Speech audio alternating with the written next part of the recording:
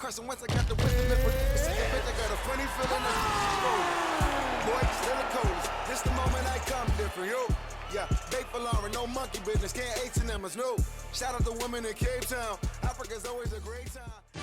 Coming up next, a UFC bantamweight tilt.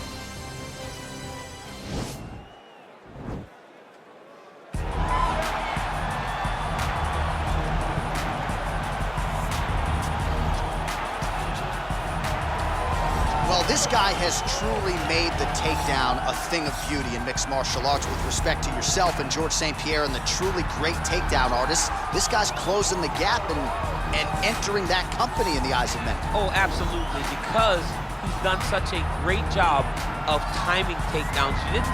I haven't seen anyone so good at slipping a jab into a takedown since George St. Pierre. Right. He does a phenomenal job of getting from step one to step two before his opponent even realizes, now he's in on my leg.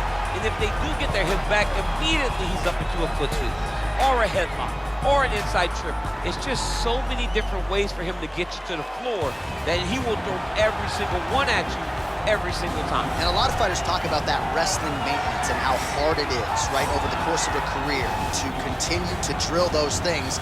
He talks a lot about that, and that's why he's continued to realize success here in the UFC. All right, here he is, the owner of 4 famous burger locations throughout Brazil, but more saliently for this audience, the King of Rio, the former 2-time UFC featherweight champion, the one, the only, Jose Aldo Jr. The only thing better than that hamburger is Jose Aldo's fighting ability. He can strike with anybody. The leg kicks, Jose Aldo has a combination that he's done from the start of his career. Left body shot, right leg kick, and nobody ever checks it. From the knockout of Jeremy Stevens on that beautiful liver shot to finish in Moicano, Jose Aldo has a resume that is unmatched by many, which is why people consider him the greatest fighter 145's ever seen. Yeah, a lot of people buried Jose Aldo after the back-to-back losses against Max Holloway in 2017. He came back in a big way and has reestablished himself as a bona fide featherweight contender. Ladies and gentlemen, this fight is 3 rounds in the UFC bantamweight division. Introducing first, fighting out of the blue corner, a mixed martial artist holding a professional record of 19 wins, 5 losses, and 1 no contest. He stands 5 feet 6 inches tall, weighing in at 135 pounds. Fighting out of Sao Paulo, Brazil, Pedro, the Young Punisher Munhoz! And now introducing his opponent, fighting out of the red corner, a Muay Thai kickboxer holding a professional record of 29 wins, 7 losses. He stands 5 feet 7 inches tall, weighing in at 135 pounds. Fighting out of Rio de Janeiro, Brazil, presenting the former UFC featherweight champion of the world, Jose Aldo Jr.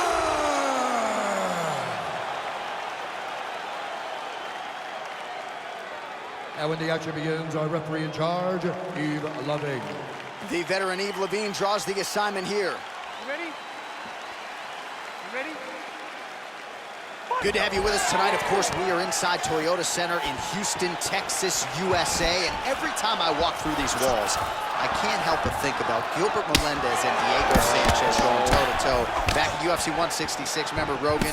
Oh, my God! It was the craziest fight. You could not believe what you were watching. These 2 guys said, this is the night that we make history. We're going to stand on a quarter in the middle of the octagon and let them fly, and that they did.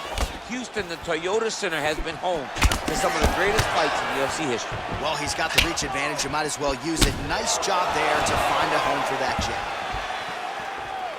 He's in trouble. He's hurt bad. Now he's on top of him looking for a finish. It's over. He got him. What a fight. Again, the winner here was so aggressive with his onslaught that ultimately appeared as though the outcome was an eventuality. So if you're the referee, you got to protect the fighter, and I thought he did a good job of doing just that. We'll take a look back at the highlights. You know we're going to find that nasty head kick somewhere in this highlight rip. Just an incredible result for him here tonight. A very nice head kick to finish the fight, but don't ignore all the work he did with his hands. And give credit to the opponent. The opponent was in there every step of the way. And in order to get a fight of the night like you got tonight, both guys have to be willing to participate. Bruce Buffer has the official decision. Ladies and gentlemen, referee Yves Levine has called a stop to this contest at 1 minute, 13 seconds in the very first round. Declaring the winner by knockout, Jose Aldo Jr. Well, he's smiling ear to ear, and why not after a knockout like that?